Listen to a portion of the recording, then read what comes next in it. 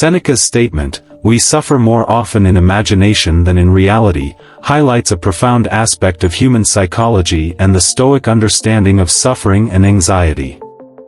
Let's explore the meaning of this point in detail. The power of imagination. 1. Anticipatory anxiety.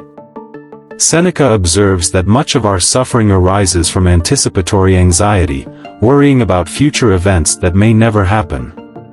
Our minds can create vivid and often exaggerated scenarios about potential problems, leading to unnecessary stress and fear. Example. Before a public speaking event, a person might imagine all the things that could go wrong, such as forgetting their lines or being judged harshly by the audience. This imagined suffering can be more intense than the actual experience of giving the speech. 2. Fear of the unknown. The human mind tends to fear the unknown, and this fear can manifest in various imagined scenarios. By focusing on potential negative outcomes, we often magnify our sense of suffering without any real basis. Example. A person might worry excessively about a medical test result, imagining the worst possible diagnosis. This imagined suffering can be more debilitating than the actual process of receiving and dealing with the results. Distinguishing between reality and imagination. 1. Reality is often more manageable. Seneca suggests that when we face real-life situations, they are often more manageable and less frightening than we imagined. The actual experience usually requires action and response, whereas imagination can spiral out of control without resolution. Example. Someone might dread an upcoming difficult conversation with a colleague, imagining a confrontation. However, when the conversation actually takes place, it might turn out to be constructive and amicable, far less stressful than imagined. 2. The mind's exaggeration. The mind has a tendency to exaggerate potential threats and difficulties. This exaggeration can lead to a disproportionate sense of suffering compared to the actual situation. Example. A student might imagine failing an important exam and the subsequent consequences.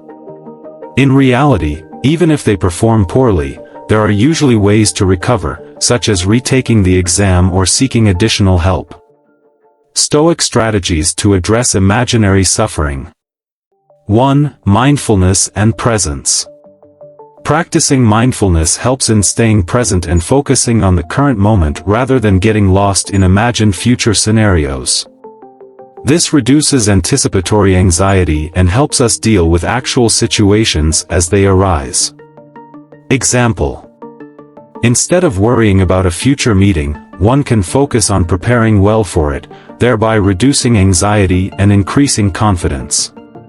2. Rational examination. Stoicism encourages rational examination of our fears.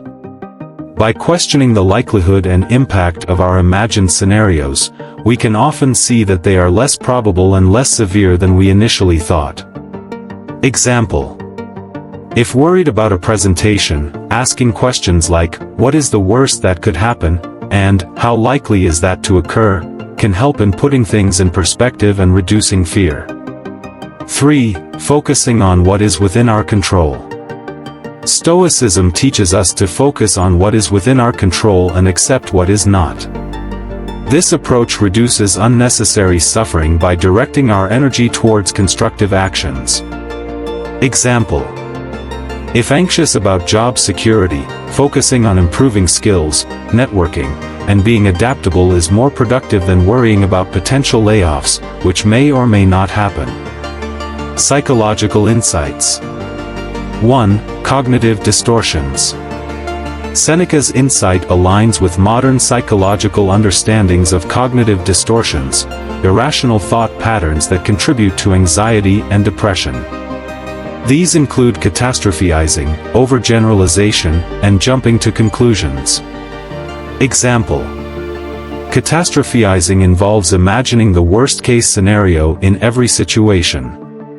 Recognizing and challenging these distortions can significantly reduce imagined suffering.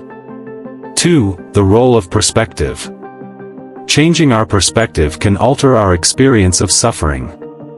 By focusing on the present moment and taking a balanced view of potential challenges, we can reduce the impact of our imagination on our emotional state. Example: practicing gratitude and acknowledging positive aspects of our lives can counterbalance the tendency to focus on imagined negatives. Real-life applications. 1. Everyday stressors. In daily life, we often worry about things like deadlines, relationships, and health. By applying Seneca's wisdom, we can reduce this unnecessary suffering by focusing on actionable steps and accepting uncertainties.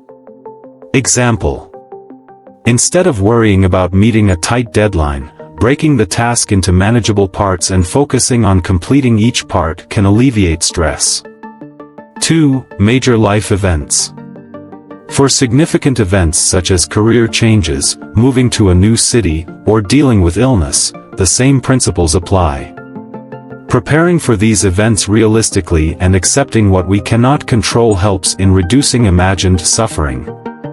Example: when facing a career change, instead of imagining all the possible negative outcomes, focusing on updating skills, networking, and exploring opportunities can lead to positive results. Conclusion. Seneca's statement, "We suffer more often in imagination than in reality," highlights the human tendency to create unnecessary suffering through our thoughts and fears.